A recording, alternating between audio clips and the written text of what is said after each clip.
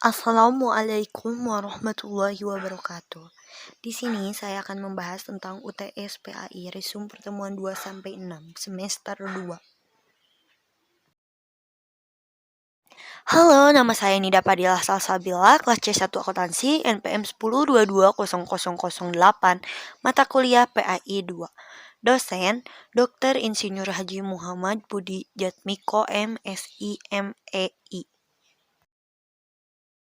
Yang pertama, Hajadatul Insan ar-Rasul, kebutuhan manusia kepada Rasul.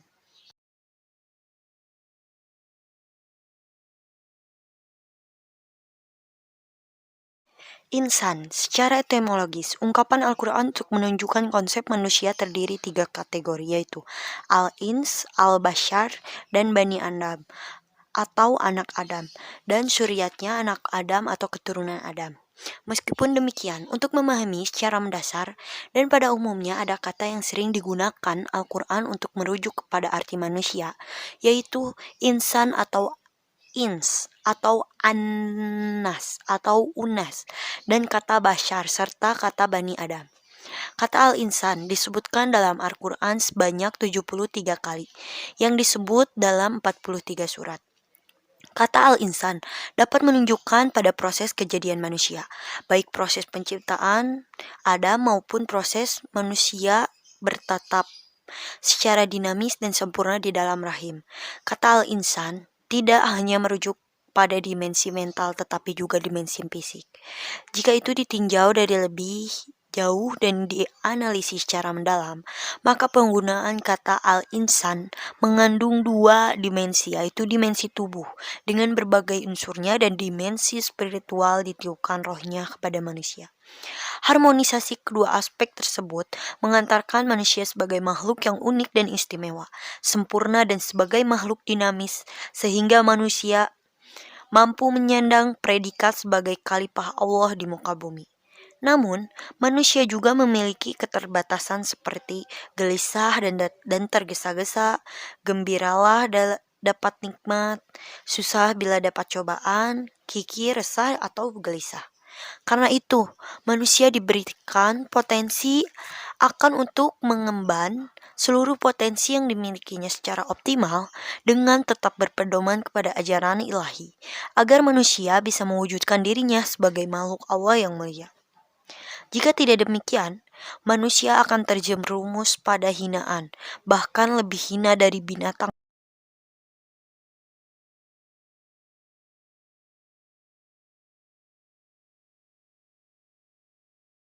Fitrah manusia. Allah Subhanahu wa Ta'ala telah menanamkan fitrah Islam ke dalam manusia, ke dalam setiap janin yang sudah ditiupkan ruh. Saat itulah Allah mengambil perjanjian kepada manusia dengan sebuah pertanyaan, apakah aku ini Rob kalian? Maka semuanya membenarkannya dan menjadi saksi, yaitu dalam Quran Surat Al-A'raf ayat 172. Karena itulah perbedaan yang berlaku pada manusia ada yang tidak dapat dihilangkan.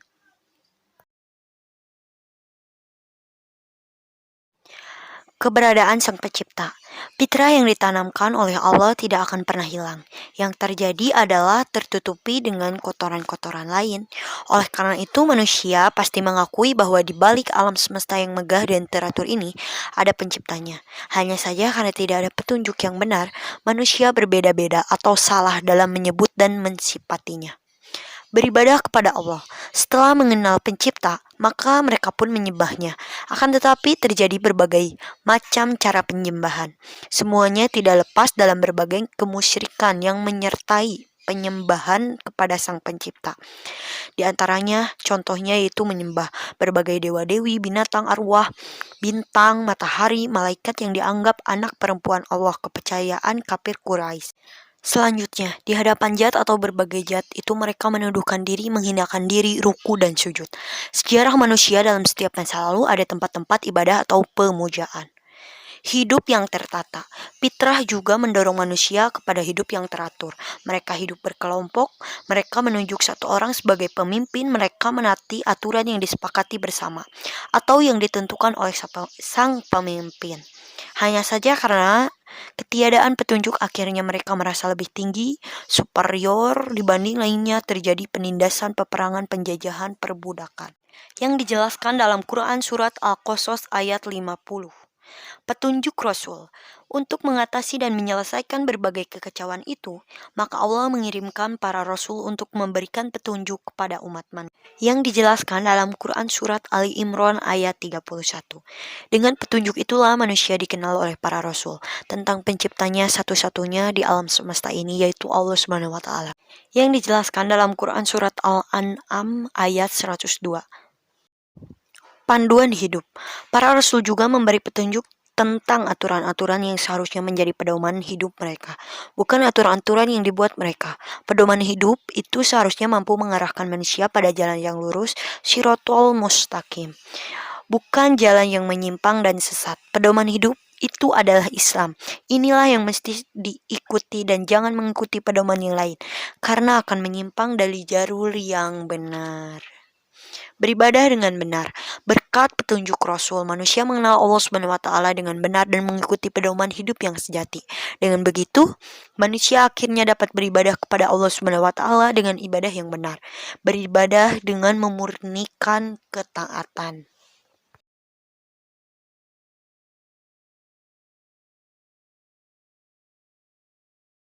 Yang ketiga, yaitu Ta'rifur Rasul. Definisi Rasul. Rasul adalah lelaki yang dipilih dan diurus oleh Allah dengan membawa risalah kepada manusia. Pengertian Rasul dari segi bahasa, Rasul berasal dari kata rasata atau rasala yang berarti mengutus. Sedangkan Rasul adalah bentuk infinitif baca masdar dari kata rasala yang berarti utusan atau seseorang yang diutus. Adapun secara istilah adalah seorang lelaki yang dipilih dan diutus oleh Allah dengan membawa risalah kepada umat manusia. Ada dua kata kunci untuk memahami definisi ar-rasul, yaitu pertama, hamilu risalah, membawa dan menyampaikan risalah, yang dijelaskan dalam Quran Surat Al-Maidah ayat ke-6. Kedua, qudwatu fita bikir, risalah, menjadi qudwah atau contoh bagi umat manusia dalam melaksanakan ajaran yang dibawanya. Allah Ta'ala berfirman dalam Quran Surat Al-Ahzab ayat 21.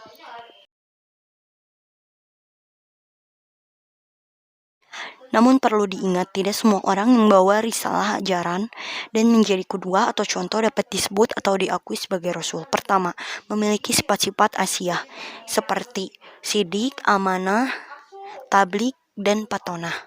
Kedua, memiliki mujizat, yakni perkara-perkara luar biasa. Ketiga, al-bisyarat, berita gembira kedatangannya. Keempat, an-nubuat, berita-berita kenabian. Kelima, at-tasamarat, hasil dakwah yang dilakukannya. Makanatu Rasul, kedudukan Rasul.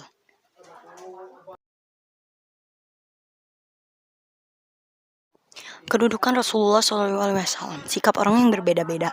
Kafir Quraisy menuduh Rasulullah dengan berbagai tuduhan keji. Bagi seorang muslim, Rasulullah menduduki tempat yang paling sangat mulia dalam hidupnya. Muhammad SAW atau hamba Allah. Kedudukan Muhammad adalah sebagai salah satu hamba dari hamba-hamba Allah, Maha Suci yang telah memperjalankan hambanya di waktu malam. Sebagai seorang hamba, beliau seorang manusia, memiliki nasab, garis keturunan, memiliki jasad seorang manusia. Sebagai manusia, beliau makan, minum, mandi, hajat, mengantuk, tidur, dan berkeluarga. Memiliki nasab, Rasulullah juga merupakan anak dari bapaknya dan seterusnya. Akan tetapi Rasulullah SAW lahir dari keluarga yang bersih, dari Duaina, di tengah masyarakat yang kotor di Makkah. Aku lahir dari pernikahan, bukan dari perzinahan. Hadis Baihaqi. Rasul berasal dari kaum Quraisy. Bapaknya bernama Abdullah dan ibunya Aminah. Nasab Nabi ada 3, itu bagian yang disepakati kebenarannya oleh pakar biografi dan nasab, yaitu sampai Adnan. Bagian yang mereka perselisihkan, yaitu antara nasab yang tidak diketahui secara pasti dan nasab yang mesti dibicarakan tepatnya Adnan ke atas hingga Ibrahim. Bagian yang sama sekali tidak diragukan bahwa di dalamnya ada hal yang tidak benar, yaitu Ibrahim sampai Nabi Adam. Memiliki jasad. Imam Tirmidzi mengukir hadis yang berkenaan dengan jasad Rasulullah SAW dalam kitab Samail Muhammad. Manusia yang paling tampan adalah Adam, karena Allah langsung menciptakan dengan tanah. Perjalanan Nabi, sebuah kisah hidup ditulis dalam buku-buku Sirah Nabawi. Perjalanan Nabi yang ditulis oleh para ulama. Quran Surat Yusuf ayat 111.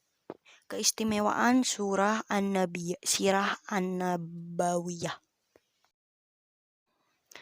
Sifat-sifat Rasul. Pertama, al-basyariyah kalimah, kemanusiaan seutuhnya. Rasulullah SAW adalah manusia biasa seperti manusia yang lainnya. Yang kedua, asimah, terpelihara dari kesalahan dan dosa.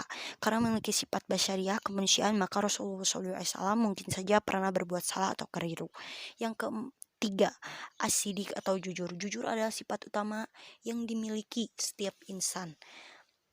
Keempat, patonah atau cerdas. Termasuk kesempurnaan yang harus dimiliki seorang Rasul adalah kecerdasan, karena ia bertugas memimpin umat manusia. Kelima, amanah atau terpercaya. Dan keenam, atau tablik, menyampaikan. Sebagai Rasulullah minal muslimin, Muhammad memiliki tugas untuk balagar dari risalah, menyampaikan risalah sebagai bentuk adaul amanah, penuaian amanah. Quran Surat Al-Maidah ayat 67. Ketujuh, al-itizamul kamil, komitmen yang sempurna terhadap kebenaran. Beliau tidak pernah bergeser sedikit pun dari kebenaran. Kesimpulannya, Rasulullah SAW kuludin azim, berada di atas akhlak yang agung, yang dijelaskan dalam Quran Surat Al-Ahzab ayat 21.